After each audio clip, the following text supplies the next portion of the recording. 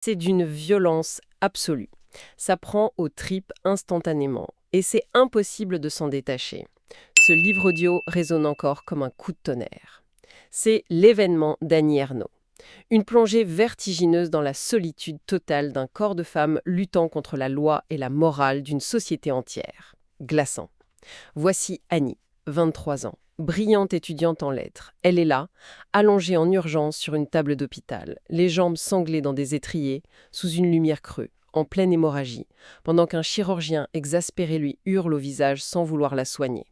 C'est l'histoire d'une jeune femme qui s'apprête à commettre un acte de destruction intime pour, paradoxalement, se mettre au monde elle-même. C'est presque difficile à croire que la réalité pouvait être aussi brutale, non ? Si elle ne trouve pas de solution, c'est la fin absolue de son avenir, la prison assurée, ou pire, la mort dans la clandestinité la plus totale. Ouais, c'est une entrée en matière qui coupe littéralement le souffle. On est propulsé direct dans cette angoisse sourde, sans aucun avertissement. Ok, décortiquons ça. On est en octobre 1963, à Rouen. Exactement. Et le climat de l'époque, c'est rigide, c'est étouffant. Annie attend. Elle guette son agenda jour après jour. Et là, elle finit par écrire un seul mot. Un mot terrifiant. Rien.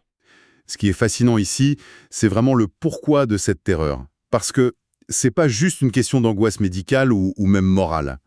Bah non, c'est bien plus profond que ça. J'en suis restée complètement sidérée. C'est une menace de mort sociale, pure et simple. Faut se rappeler qu'Annie, elle vient d'un milieu ouvrier très modeste. Ses parents ont tout donné pour elle. Ouais, la petite épicerie en Normandie et les sacrifices pour payer les études. Voilà. Elle est la première de sa famille à accéder à l'université. La première à s'élever par l'intellect. Donc, un enfant maintenant hors mariage, en plus, c'est la fin. C'est le retour forcé à la pauvreté. Et à la honte. Une honte de place sociale. Bien avant d'être une honte religieuse. Et ce qui rend fou, c'est que le langage lui-même participe à cet enfermement. Le mot avortement est imprononçable. Innommable. C'est ça, on dit cette chose-là. Et quand elle va chercher de l'aide, elle se heurte à un mur. Il y a ce docteur, le docteur N. Ah, ce passage. C'est terrible. Il confirme sa grossesse et il la laisse tomber avec une réplique, mais d'une cruauté. Il lui sort tranquillement. Les enfants de l'amour sont toujours les plus beaux. Sous couvert de poésie, c'est d'une violence institutionnelle inouïe. La loi l'isole complètement. Et autour d'elle, les garçons ne sont pas mieux. Ah, mais les hommes dans cette histoire, c'est de la prédation à l'état pur. Exactement.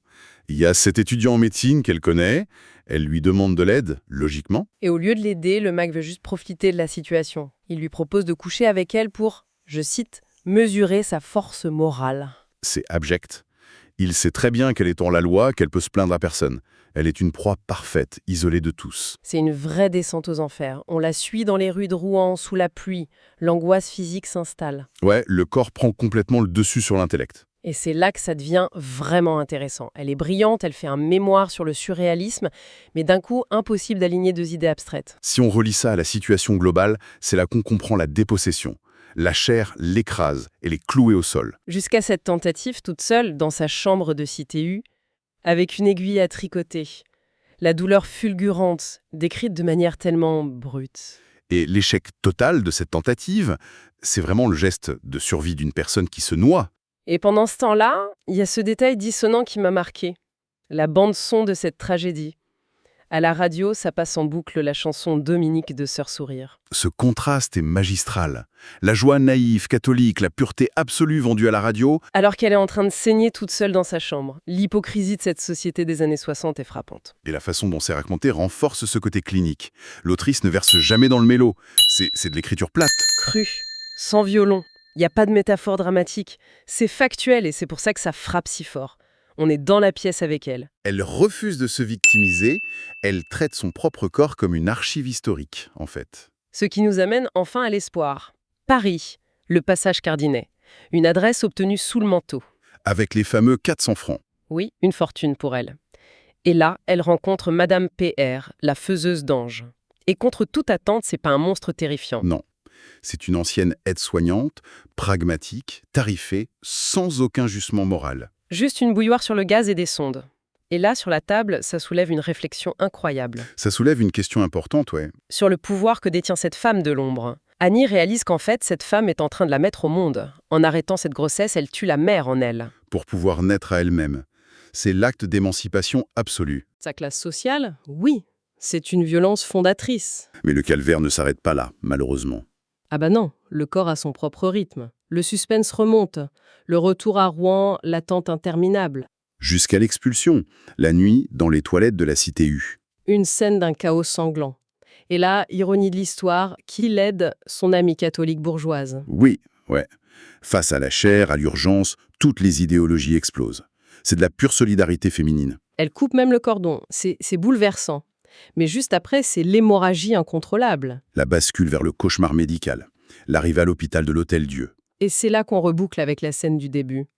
L'interne de garde arrive, il fait le curetage à vif, sans anesthésie. C'est de la torture punitive, assumée comme telle. Elle hurle de douleur, elle lui demande juste ce qu'il fait. Et lui, furieux, il lui balance « Je ne suis pas le plombier ». Cette phrase, l'horreur absolue de cette métaphore. Assimiler son corps à une tuyauterie bouchée, c'est d'un mépris inouï. J'ai dû poser mon casque à ce moment-là. Et ce mépris, il est avant tout social. L'interne est persuadé d'avoir affaire à une petite ouvrière insouciante. Une fille de rien, quoi. Une débauchée. Exactement. Il la traite comme un déchet parce qu'elle n'est pas de son monde. Et on en a la preuve le lendemain. Ah oui, l'infirmière qui vient lui raconter la réaction du médecin. Quand il découvre dans son dossier qu'elle est étudiante en lettres, le mec entre dans une colère noire. Il s'est senti floué. Son mépris s'est trompé de cible sociale. Il pensait punir une ouvrière, pas une intellectuelle. C'est là qu'on réalise que le corps des femmes était littéralement le champ de bataille d'une terre des classes. Et voilà le point de bascule final. Elle est laissée en sang, frôlant la mort, jugée par ceux qui devaient la soigner.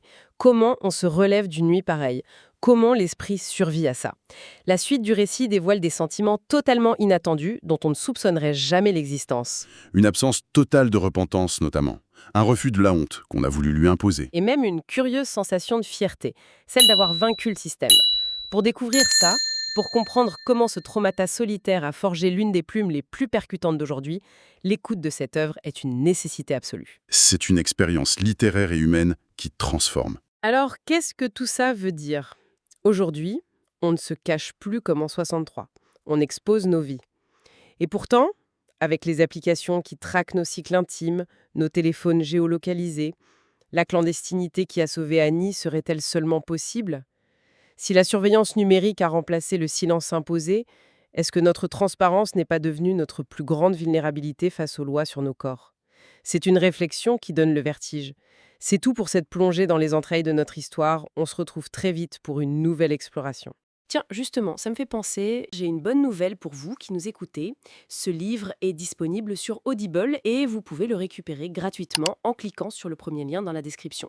L'idée, c'est vraiment des narrations très immersives. Une narration professionnelle, bien incarnée, ça change absolument tout. La personne ne fait pas que lire, elle interprète, elle donne vie au texte. Ah tiens, super, en plus de la vidéo, il y a un livre audio. Si on veut juste le livre, le lien pour récupérer votre livre audio se trouve dans la description de la vidéo. Si vous avez apprécié le contenu, n'hésitez pas à laisser un petit pouce en l'air et à vous abonner à notre chaîne YouTube pour ne rien manquer des prochaines vidéos.